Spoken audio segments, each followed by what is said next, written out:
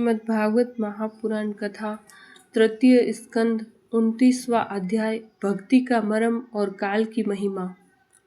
देवहूति ने कहा, प्रभु, प्रकृति, पुरुष और महतत्व आदि जैसा लक्षण सांख्य शास्त्र में कहा गया है तथा जिसके द्वारा उनका वास्तविक स्वरूप अलग अलग जाना जाता है और भक्ति योग को ही जिसका प्रयोजन कहा गया है वह आपने मुझे बताया। अब कृपा करके भक्ति योग का मार्ग मुझे विस्तार पूर्वक बताइए। इसके सिवा जीवों की जन्म मरण रूपा अनेक प्रकार की गतियों का भी वर्णन कीजिए, जिनके सुनने से जीव को सब प्रकार की वस्तुओं से वैराग्य होता है, जिसके भय से लोग शुभ कर्मों में प्रवृत्त होते हैं और जो ब्रह्मा आदि का भी शासन करने वाला है। उस सर्व समर्थ काल का स्वरूप भी आप मुझसे कहिए। ज्ञान दृष्टि के लुप्त हो जाने पर कारण देह आदि मिथ्या वस्तुओं में जिन्हें आत्मा भी हो गया है तथा बुद्धि के कर्मासक्त रहने के कारण अत्यंत श्रमित होकर जो चिरकाल से अपार अंधकारमय संसार में सोए पड़े हैं, उन्हें जगाने के लिए आप योग प्रकाशक सूर्य ही प्रकट हुए हैं। श्री मैत्रेय जी कहते हैं, कुरुश्रेष्ठ विदुर जी, माता के ये मनोहर वचन सुनकर महामुनि कपिल जी ने उनकी प्रशंसा की और जीव के प्रति दया से द्रवीभूत हो बड़ी प्रसन्नता के साथ उनसे इस प्रकार बोले। श्री भगवान ने कहा, माता जी, साधकों के भाव के अनुसार भक्ति योग का अनेक प्रकार से प्रकाश होता है, क्योंकि स्वभाव और गुणों के भेद से मनुष्यों के भाव में भी विभिन्नता आ जाती है। जो भेददर्शी क्रोधी पुरुष हृदय में हिंसा, दंभ अथवा मात्सर्य का भाव रखकर मुझसे प्रेम करता है, वह मेरा तामस भगत है। जो पुरुष विषय, यश और ऐश्वर्य की कामना से प्रतिमादि में मेरा भेदभाव से पूजन करता है, वह राजस भगत है। जो व्यक्ति पापों का श्रय करने के लिए परमात्मा को अर्पण करने के लिए और पूजन करना कर्तव्य है, इस बुद्धि से मेरा भेदभाव से पूजन करता है, वह सात्विक भक्त है। जिस प्रकार गंगा का प्रवाह अखंड रूप से समुद्र की ओर बहता है, उसी प्रकार मेरे गुणों के श्रवण मात्र से मन की गति का तैल धारावत अविच्छिन्न रूप से मुझ सर्वांतर्यामी के प्रति हो जाना तथा मुझ पुरुषोत्तम में निष्काम और अनन्य प्रेम होना, यह निर्गुण भक्ति योग का लक्षण कहा गया है। ऐसे निष्काम भगत दिए जाने पर भी मेरी सेवा को छोड़कर सालोक्य, साष्टी, सामीप्य, सारूप्य और सायुज्य मोक्ष तक नहीं लेते। भगवत सेवा के लिए मुक्ति का तिरस्कार करने वाला यह भक्ति योग ही परम पुरुषार्थ अथवा साध्य कहा गया है। इसके द्वारा पुरुष तीनों गुणों को लांघ कर मेरे भाव को, मेरे प्रेम रूप अप्राकृत स्वरूप को प्राप्त हो जाता है। निष्काम भाव से श्रद्धा पूर्वक अपने नित्य नैमित्तिक कर्तव्यों का पालन कर नित्य प्रति हिंसा रहित उत्तम क्रिया योग का अनुष्ठान करने, मेरी प्रतिमा का दर्शन, स्पर्श, पूजा, स्तुति और वंदना करने, प्राणियों में मेरी भावना करने, धैर्य और वैराग्य के अवलंबन, महापुरुषों का मान, दीनों पर दया और सम्मान, स्थिति वालों के प्रति मित्रता का व्यवहार करने, यम नियमों का पालन, आध्यात्म शास्त्रों का श्रवण और मेरे नामों का उच्च स्वर से कीर्तन करने से तथा मन की सरलता, सत्पुरुषों के संग और अहंकार के त्याग से मेरे धर्मों का, भागवत धर्मों का अनुष्ठान करने वाले भगत पुरुष का चित्त अत्यंत शुद्ध होकर मेरे गुणों के श्रवण मात्र से ही अनायास ही मुझ में लग जाता है। जिस प्रकार वायु के द्वारा उड़कर जाने वाला गंध अपने आश्रय पुष्प से घ्राणेन्द्रिय तक पहुँच जाता है, उसी प्रकार भक्ति योग में तत्पर और राग द्वेष आदि विकारों से शून्य चित्त परमात्मा को प्राप्त कर लेता है। मैं आत्मा रूप से सदा सभी जीवों में स्थित हूँ, इसलिए जो लोग मुझ सर्वभूत स्थित परमात्मा का अनादर करके केवल प्रतिमा में ही मेरा पूजन करते हैं, उनकी वह पूजा सर्वांग मात्र है। मैं सबका आत्मा परमेश्वर सभी भूतों में स्थित हूँ। ऐसी दशा में जो मोहवश मेरी उपेक्षा करके केवल प्रतिमा के पूजन में ही लगा रहता है, वह तो मानो भस्म में ही हवन करता है।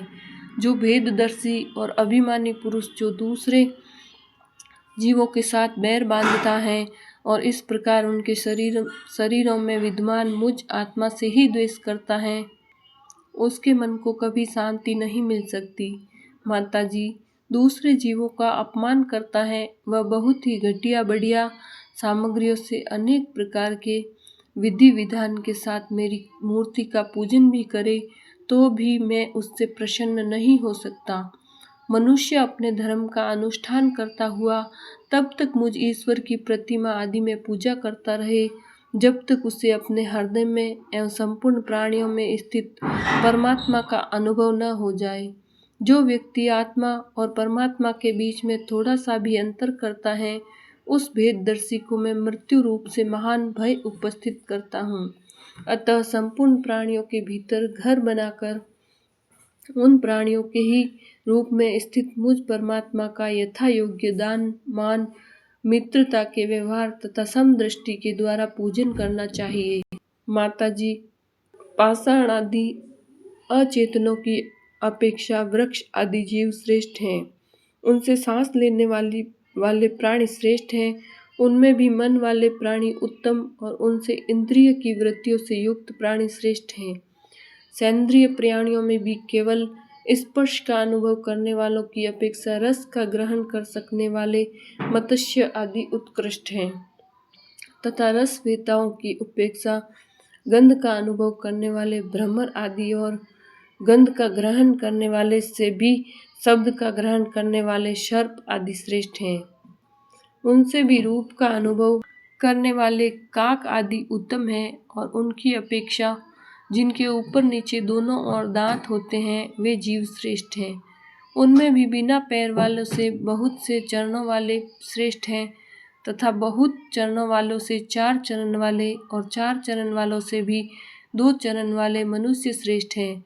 मनुष्यों में भी 4 वर्ण श्रेष्ठ हैं, उनमें भी ब्राह्मण श्रेष्ठ हैं। ब्राह्मणों में वेद को जानने वाले उत्तम हैं और वेदज्ञों में भी वेद का तात्पर्य जानने वाले श्रेष्ठ हैं। तात्पर्य जानने वालों से संशय निवारण करने वाले, उनसे भी अपने वर्णाश्रमोचित धर्म का पालन करने वाले तथा उनसे भी आसक्ति का त्याग और अपने धर्म का निष्काम भाव से आचरण करने वाले श्रेष्ठ हैं। उनकी अपेक्षा भी जो लोग अपने संपूर्ण कर्म, उनके फल तथा अपने शरीर को भी मुझे ही अर्पण करके भेदभाव छोड़कर मेरी उपासना करते हैं, वे श्रेष्ठ हैं। इस प्रकार मुझे ही चित्त और कर्म समर्पण करने वाले अकर्ता और समदर्शी पुरुष से बढ़कर मुझे कोई अन्य प्राणी नहीं दिखता। अतः यह मानकर कि जीव रूप अपने अंश से साक्षात भगवान ही सब में अनुमत है, इन समस्त प्राणियों को बड़े आदर के साथ मन से प्रणाम करें। माता जी, इस प्रकार मैंने तुम्हारे लिए भक्ति योग और अष्टांग योग का वर्णन किया। इनमें से एक का भी साधन करने से जीव परम पुरुष भगवान को प्राप्त कर सकता है। भगवान परमात्मा पर ब्रह्म का अद्भुत प्रभाव संपन्न तथा जागतिक पदार्थों के नानाविध वैचित्र का हेतुभूत स्वरूप विशेष ही काल नाम से विख्यात है। प्रकृति और पुरुष इसी के रूप हैं तथा इनसे यह पृथक भी हैं। नाना प्रकार के कर्मों का मूल अदृष्ट भी यही है तथा इसी से महत्त्व आदि के अभिमानी भेददर्शी प्राणियों को सदा भय लगा रहता है। जो सबका आश्रय होने के कारण समस्त प्राणियों में अनुप्रविष्ट होकर भूतों द्वारा ही उनका संहार करता है, वह जगत का शासन करने वाले ब्रह्मा आदि का भी प्रभु भगवान काल ही यज्ञों का फल देने वाला विष्णु है। इसका न तो कोई मित्र है, न कोई शत्रु और न तो कोई सगा संबंधी ही है। यह सर्वदा सजग रहता है और अपने स्वरूप भूत श्री भगवान को भूलकर भोग रूप प्रमाद में पड़े हुए प्राणियों पर आक्रमण करके उनका संहार करता है।